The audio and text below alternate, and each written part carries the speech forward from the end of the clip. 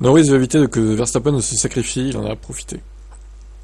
Il est conscient, Norris, qu'il devra adopter une approche différente s'il veut battre Verstappen au championnat 2025. Pour ce faire, il dit devoir s'assurer que le pilote Red Bull ne puisse pas se sacrifier pour obtenir un avantage. Ah oui, alors, genre en crachant son adversaire, quoi. Norris admet qu'il n'a pas bien géré certaines choses. J'étais tout simplement pas tout à fait au niveau qu'il faut pour courir contre Max. Mais quand on parle de ça, on parle probablement d'affronter l'un des gars les plus durs en attaque-défense que vous puissiez jamais affronter. Comme nous l'avons vu au Mexique, je ne veux pas revenir sur toutes les choses, mais comme nous l'avons vu au Mexique, il s'est très volontiers sacrifié au profit du résultat global.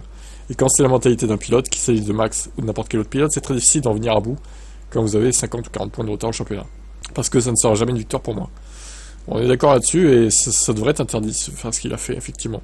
J'ai juste besoin de plus de points dès le début et j'espère que ce sera l'inverse. Être dans sa position, vous pouvez toujours voir comme la position vulnérable. Et moi, étant en quelque sorte le poursuivant et le gars qui sait d'attaquer, peut aussi être vu comme un point positif et négatif.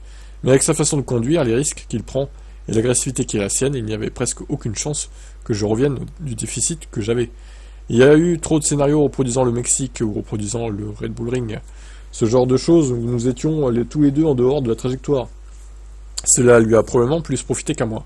Je pense pas qu'il faille faire quelque chose de spécial pour essayer de battre Max. Il est rapide, il est agressif. C'est l'un des meilleurs de tous les temps. La solution de facilité, c'est de sortir et d'être un peu plus rapide que lui et de rester devant.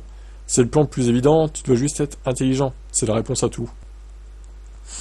Ouais, tu dois prendre les points dès le début.